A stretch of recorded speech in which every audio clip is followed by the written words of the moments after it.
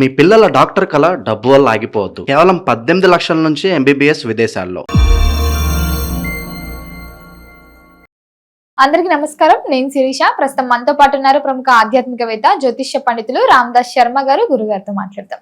నమస్కారం గురుగారు. నమస్కారం.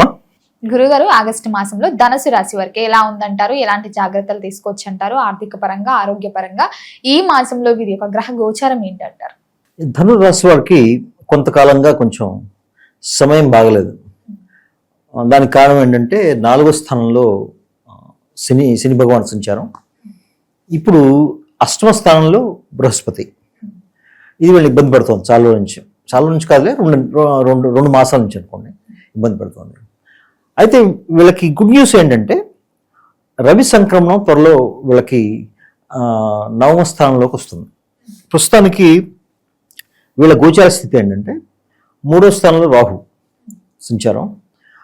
3వ స్థానంలో రాహు సంచారం మంచిదే, ఎవరికైనా యోగిస్తుంది అది. పైగా రాహు స్వస్థానంలో ఉన్నాడు. కుంభంలో రాహు స్వస్థానం ఆయనది. అది శతభిష నక్షత్రం అంటే ఇంకా మంచిది. ఆ విషయంలో తర్వాత వద్దాం.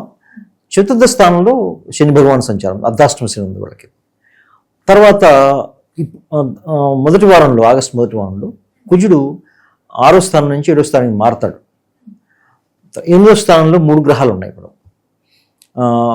రవి ఉన్నాడు, తర్వాత బుధుడు, బృహస్పతి 8వ స్థానంలో. 9వ స్థానంలో కేతు, తర్వాత 10వ స్థానంలో శుక్రుడు. ఇది వీళ్ళ గ్రహస్థితి ఇప్పుడు. అయితే వీళ్ళకి ఎలా ఉంటుంది అంటే ఓవరాల్గా చెప్పాలంటే ధనురాశి వాళ్ళకి ముఖ్యంగా వీళ్ళకి వచ్చే ఇబ్బంది ఏంటంటే మానసికంగా చాలా ఆందోళనగా ఉన్నారు. కొంతకాలం పాటు ఉంటారు ఈ అష్టమ.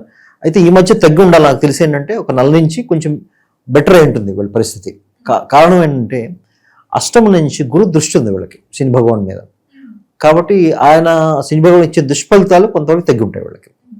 అయితే అది కొన్నాళ్ళు కంటిన్యూ అవుతుంది, ఇంకొక సంవత్సరం పాటు, కనీసం ఒక 6 నెలలు 8 నెలలు కంటిన్యూ అవుతుంది. వీళ్ళు తీసుకోవాల్సిన జాగ్రత్తలు అండి ముఖ్యంగా ఏంటంటే మానసికంగా చాలా ధనురాశి వాళ్ళు చాలా అగ్నితత్వ రాశి కాబట్టి రాశి వీళ్ళతో వచ్చిన ఇబ్బంది ఏంటంటే చాలా ఎమోషనల్గా ఉంటారు వీళ్ళు. చిన్న చిన్న విషయాలకే చాలా డిస్టర్బ్ అయిపోతారు వీళ్ళు. అవి కంట్రోల్ చేసుకోవాలి.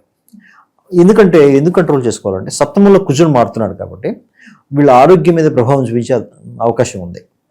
అందుకని అవి కంట్రోల్ చేసుకోవాలి. 3వ స్థానంలో ఉన్న రాహు యోగించబట్టి వీళ్ళ కమ్యూనికేషన్ బాగుంటుంది. చిన్న చిన్న ప్రయాణాలు చేస్తారు, దగ్గరలో ప్రయాణాలు చేస్తారు. ఆ ప్రయాణాల వల్ల కూడా మంచి లాభం ఉంటుంది. తర్వాత వీళ్ళ అక్క చెల్లెళ్ళు, అన్నదమ్ములు, తోబుట్టువులు అంటారు కదా, వాళ్ళతో మంచి సంబంధాలు ఉంటాయి. అది బాగానే ఉంది, అంతవరకు బాగానే ఉంది.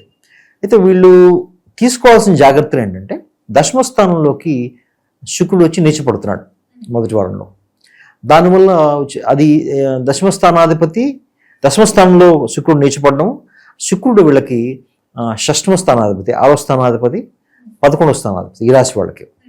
దానివల్ల ఏమవుతుందంటే వృత్తిరీత్యా వీళ్ళకి వచ్చే ఆదాయాలు కొంచెం తగ్గచ్చు వీళ్ళకి. ఎందుకంటే ఇప్పుడు కొంతమంది సర్వీసెస్లో ఉంటారు, ఉద్యోగాలు చేస్తుంటారు, గవర్నమెంట్ సర్వీసెస్, ప్రైవేట్ సర్వీసెస్లో ఉంటారు. వాళ్ళకి వచ్చే ఆదాయాలు కొంత ఆలస్యం అవడం కానీ తగ్గడం కానీ అవుతుంది. అదొకటి వీళ్ళు దృష్టిలో పెట్టుకోవాలి. ముఖ్యంగా ఓవరాల్గా చూడాలంటే వీళ్ళకి ఒక 50% బాగుందని 50% బాగుందని చెప్పచ్చు.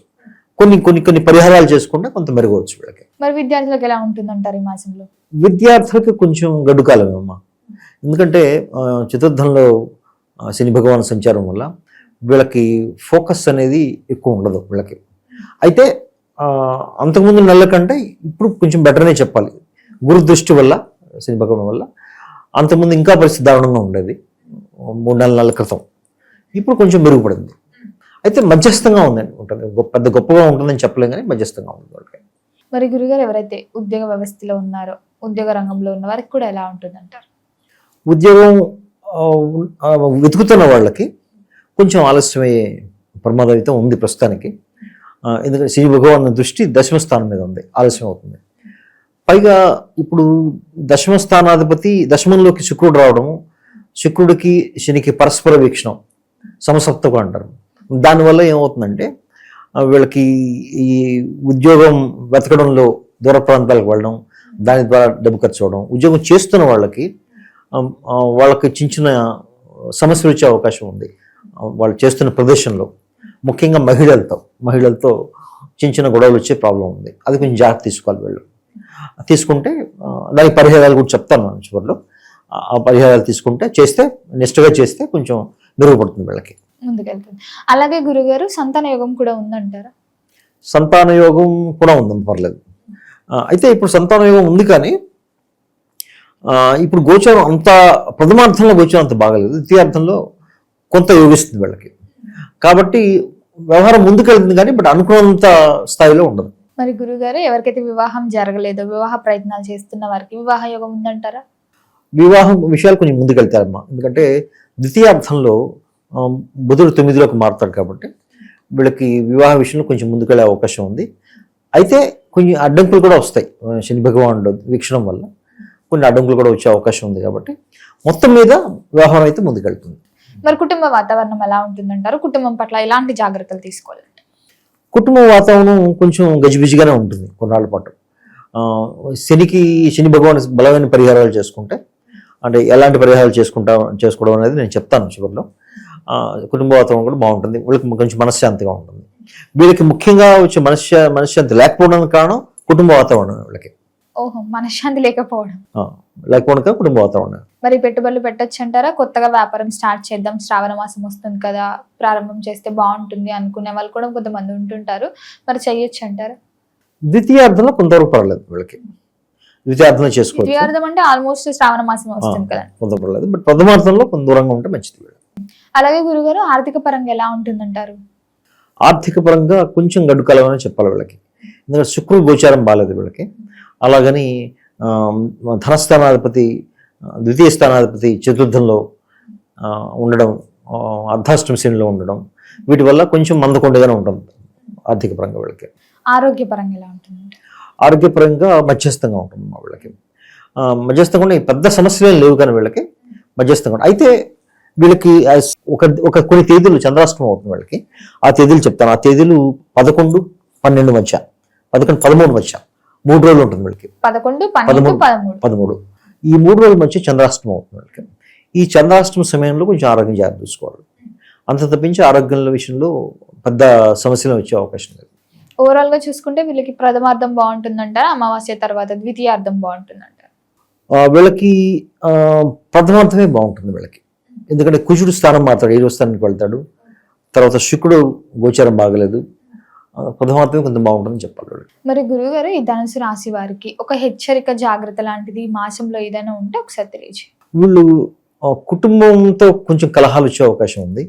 కుటుంబం పట్ల జాగ్రత్త, భార్యాభర్తల మధ్య అది కొంచెం జాగ్రత్తగా చూసుకోవాలి. ఏ విషయంలో తొందరపడి ఎదుటి వాళ్ళని ఒక మాట అనడం, దాని తర్వాత వీళ్ళు నొచ్చుకునే అవకాశాలు ఎక్కువ ఉన్నాయి. కాబట్టి ఆ విషయంలో కొంచెం జాగ్రత్తగా ఉండాలి వీళ్ళు. అదొక చాలా ఇంపార్టెంట్ థింగ్. తర్వాత ఆరోగ్య విషయంలో, ధనం ఖర్చు పెట్టే విషయంలో కొంచెం జాగ్రత్తగా ఉండాలి. పైగా ఏంటంటే వీళ్ళకి ఉద్యోగం చేసే ప్లేస్లో వీళ్ళకి కొంచెం వివాదాలు వచ్చే అవకాశం ఉంది. కాబట్టి ముఖ్యంగా మహిళలతో ఆ విషయంలో కొంచెం జాగ్రత్తగా ఉండాలి. ఉంటే సరిపోతుంది వీళ్ళకి. మరి గురువు గారు ఈ మాసంలో ఏ దైవ నామస్మరణ బాగుంటుంది అంటారు? వీళ్ళకి దత్తాత్రేయ స్వామి అమ్మ. ధనురాశి వాళ్ళకి ముఖ్యంగా దత్తాత్రేయ స్వామి ఆరాధన చేయాలి. అష్టమంలో బృహస్పతి ఉన్నాడు కాబట్టి. ఈ అర్ధాష్టమ శని తప్పించుకోవడానికి, దాని ప్రభావం తప్పించుకోవడానికి హనుమాన్ చాలీసా పారాయణ చేస్తే వీళ్ళకి ఈ మాసం అంతా బాగుంటుందని చెప్పొచ్చు. గురుగారు మొత్తం మీద ఆగస్టు మాసంలో ధనుసు రాశి వారికి ఎలా ఉంది, ఎలాంటి జాగ్రత్తలు తీసుకోవాలి తెలియజేసినందుకు ధన్యవాదాలండి. ధన్యవాదాలు.